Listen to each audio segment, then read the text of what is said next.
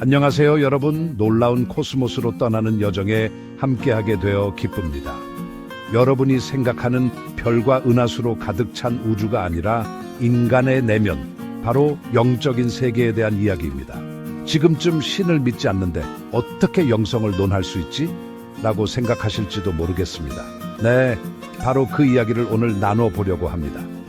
영적 무신론자들의 핵심 신념, 영적 경험의 원천, 그들이 중요하게 생각하는 가치, 그리고 그들의 수행 방식에 대해 알아보겠습니다. 여러분을 개종시키려는 게 절대 아닙니다.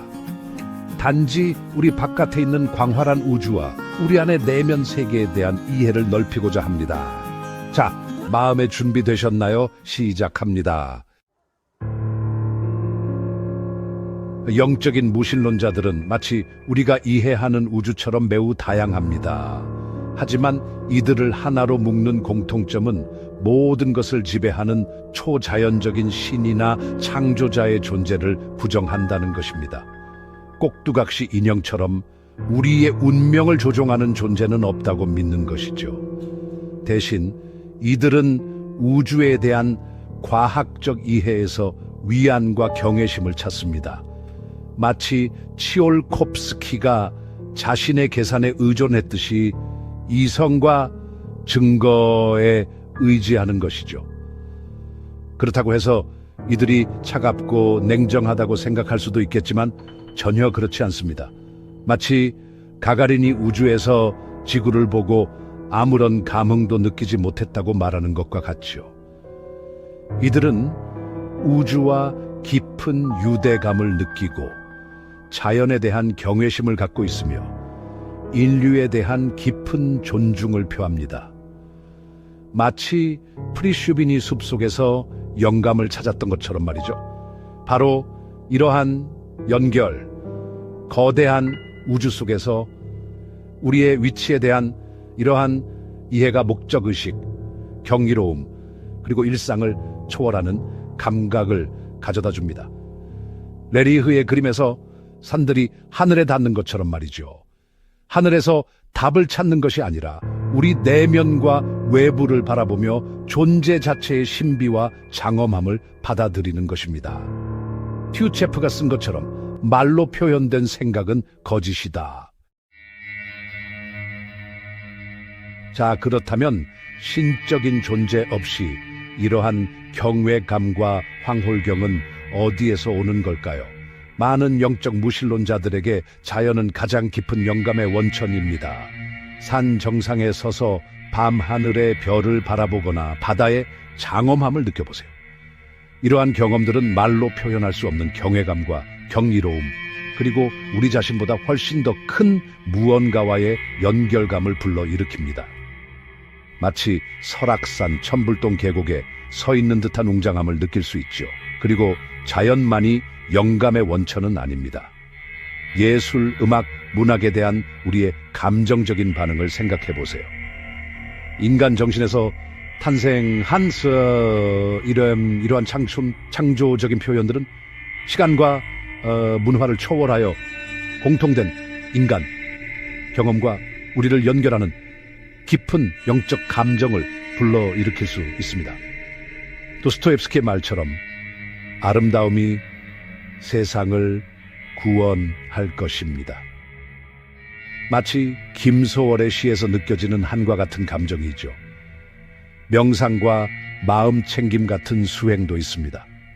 어떤 종교와도 관련 없는 이러한 고대제 수행법의 답슈아이 부지천 조뱀 운마는 안 잠존나 내 내면의 평화, 명료함, 그리고 자기 인식을 개발하는 데 도움을 줍니다. 마치 마음의 찜질방 같은 역할을 하는 것이죠. 끊임없는 생각의 흐름을 잠재우고 현재에 집중하며 열린 마음과 호기심으로 세상을 바라보는 것입니다. 마치 다도를 행하듯 말이죠. 지금쯤 궁금하실 겁니다. 신의 나침반 없이 영적인 무신론자들의 도덕적, 윤리적 원칙은 무엇이 이끌어줄까요? 좋은 질문입니다. 많은 사람들이 인간의 행복, 이성, 윤리를 중시하는 철학인 인본주의를 받아들입니다. 이들은 도덕이 하늘에서 떨어지는 것이 아니라 우리 공통의 인간 경험, 공감, 이성을 바탕으로 함께 발견하고 정의하는 것이라고 믿습니다. 마치 두레처럼 말이죠. 인간 경험에 대한 이러한 강조는 개인의 성장, 자기 성찰, 정서적 안녕에 대한 깊은 헌신으로도 이어집니다. 이른바 내면으로의 여정과 같습니다. 자신을 더 잘 이해하고 편견에 맞서 싸우고 더 나은 자신이 되기 위해 노력하는 것입니다. 남의 떡이 커 보인다라는 속담처럼 자기 자신을 돌아보는 것이 중요합니다. 그리고 이 내면의 여정은 종종 사회 정의에 대한 예리한 감각과 결합됩니다. 많은 영적인 무신론자들은 모든 인류의 상호 연결성을 보고 평등, 지속 가능성, 모두를 위한 더 나은 미래를 위해 싸울 의무가 있다고 느낍니다. 백지장도 맞들면 낫다라는 말처럼 말입니다. 이제 영적 무신론과 전통적인 종교 또는 유신론적 영성의 차이점을 명확히 하는 것이 중요합니다. 가장 분명한 차이점은 물론 신, 사후세계 또는 성스러운 경전에 대한 믿음이 없다는 것입니다. 전통적인 종교를 따르는 사람은 자신의 믿음에 따른 기도나 의식에서 위안을 찾을 수 있는 반면 영적 무신론자는 자신의 개인적인 가치관과 경험에 공감하는 수행에서 의미를 찾습니다. 마치 각자의 길을 가는 것과 같습니다. 그들은 요가나 명상을 할 수 있지만 더 높은 힘에 도달하기 위한 수단으로서가 아니라 자신의 내면과 자연계에 연결되는 방법오 센센신데슨 소바이 니와 퍼버드신다 맘매미 신신제 내치이다 마치 비선나 순수 예술을 추구했던 이동파 화가들처럼 자아 찾기와 같은 것입니다. 그들은 고대 의식에서 상징성과 의미를 찾을 수 있지만 세속적인 관점을 통해 재해석하며 그것들이 나타내는 보편적인 인간 경험에 초점을 맞춥니다. 이것은 21세기의 일종의 샤머니즘과 같습니다. 영적 무신론자에게 영성은 교리에 따르거나 신의 개입을 찾는 것이 아닙니다. 기적을 바라며 민중 속으로 들어가는 것도 아닙니다. 그것은 자기 자신으로 가는 길, 자기 발견, 광활하고 경이로운 우주에서 의미와 목적을 찾는 내면의 여정이며 초자연적인 설명에 의존하지 않습니다. 마치 치올콥스키의 우주주의와 같지만 신은 없는 것입니다. 자, 그렇다면 영적 무신론자들은 실제로 무엇을 할까요? 궁금하시죠? 정답은 하나가 아니라는 것이죠. 획일적인 답은 없다는 게 매력입니다. 어떤 사람들은 일기 쓰기, 자연에서 산책하기, 명상처럼 혼자 하는 활동에서 위안을 찾습니다. 내면의 자아와 세상에 집중하며 연결되는 것이죠. 마치 내게 앉아 자연과 교감하는 것처럼 말이죠. 또 다른 사람들은 전통적인 의식을 자신만의 방식으로 재해석하는 데서 의미를 찾기도 합니다. 초자연적인 요소는 제외하고 인간적인 경험과 의미에 초점을 맞추는 거죠. 마치 탈춤이나 강강술래처럼 말입니다. 공동체를 중요하게 생각하는 사람들은 무신론적 관점으로 영성을 추구하는 모임에 참여하기도 합니다. 유니테리언, 유니버설리스트 교회나 불교 명상 모임처럼요.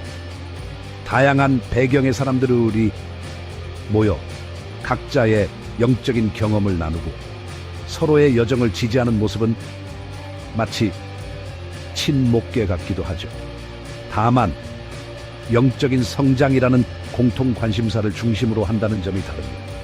중요한 것은 영적 무신론은 매우 개인적이고 주관적인 여정이라는 것입니다. 자신에게 맞는 것을 찾고 평화와 목적 의식을 가져다 주는 것을 찾는 것이죠. 자신을 넘어서는 무언가와 연결되는 느낌, 마치 밤하늘의 별을 보며 깨달음을 얻는 것처럼 말입니다. 갑 스리스. 자, 이제 영적 무신론의 원칙을 구현하는 사람들에 대해 알아볼까요? 이들은 개인적인 신에 대한 믿음은 거부하지만 세상에 대한 경외심, 윤리, 마음 챙김 또는 만물의 상호 연결성을 통해 깊은 영성을 찾았습니다. 마치 홍익인간 정신처럼 말이죠. 첫 번째는 알베르트 아인슈타인입니다. 상대성 이론으로 잘 알려진 아인슈타인은 우주에 대한 경외심과 경기로움을 담은 우주적 종교를 믿었지만 개인적인 신의 존재는 부정했습니다. 우리가 경험할 수 있는 가장 아름다운 것은 신비로움이다 라는 그의 명언처럼요. 다음은 유명한 천체물리학자 칼 세이건입니다. 세이건은 종종 우주의 광대함에 대해 이야기했습니다. 과학과 자연에 대한 그의 경외심은 깊은 영적인 의미를 담고 있으며 많은 사람들에게 경이로움으로 별을 바라보도록 영감을 주었습니다. 마치 첨성대를 바라보며 별을 관측했던 우리 선조들처럼요. 신경과학자이자 작가인 샘 해리스는 명상과 마음 챙김을 통해 세속적인 영성을 장려합니다. 그의 책 남 종교 없는 영성에 대한 안내는 전통적인 종교적 신념 없이 영성을 얻는 길을 제시합니다. 철학자 앨런 와츠는 동양의 영성을 서양, 종종 비유신론적 관점에서 해석했습니다. 그는 내면의 경험과 상호 연결성을 강조하며 영성에 대한 독특한 시각을 제시했습니다. 흡사 불교의 가르침과도 같죠. 열렬한 무신론자인 리처드 도킨스는 삶과 우주의 경이로움에 대해 훌륭하게 저술했습니다. 그는 과학적 이해를 통한 경외심과 전율을 옹호하며 영성이 과학적 세계관과 공존할 수 있음을 보여줍니다. 배우이자 작가인 스티븐 프라이는 자신을 무신론자로 정의하지만 연민, 아름다움, 그리고 의미를 깊이 존중합니다. 그는 종종 인본주의에 기반한 영적인 생각을 표현하며 공감과 친절의 중요성을 일깨워줍니다. 마치 우리 사회의 정과 같은 가치죠. 철학자 지두 크리슈나무르티는 종교기관과 신들을 거부했지만 의식과 내면의 자유에 대해 깊이 사색했습니다. 그의 가르침은 자기 인식과 개인의 성장을 장려합니다. 17세기 철학자 바리흐 스피노자는 신을 자연, 즉 드읒 시베 나투라와 동일시했습니다. 영적 범신론자인 그는 종종 영성과 자연주의적 세계관을 결합한 원시 무신론자로 여겨집니다. 신화학자 조지프 캠벨은 상징적이고 비유신론적인 관점에서 종교와 신화의 보편적인 주제율세의 저로 탐구하였습니다. 마치 우리 신화 속 마고 할미 이야기처럼 말이죠. 그는 개인의 변화와 자기 인식에 기반한 영적인 길을 따르도록 촉구했습니다. 마지막으로 천체물리학자 닐 디그레스 타이스는 무신론자라는 꼬리표를 거부하지만 과학에 기반한 우주에 대한 영적인 경외심을 표현합니다. 그의 연구는 수많은 사람들에게 우주에서 경이로움과 의미를 찾도록 영감을 줍니다. 이러한 뛰어난 인물들은 영성이 종교적 신념에 국한되지 않음을 보여줍니다. 우주에 대한 경외심, 지식에 대한 갈망, 그리고 우리가 서로 나누는 깊은 유대감에서 영성을 찾을 수 있습니다. 서로 돕고 사는 둘의 정신처럼 말이죠.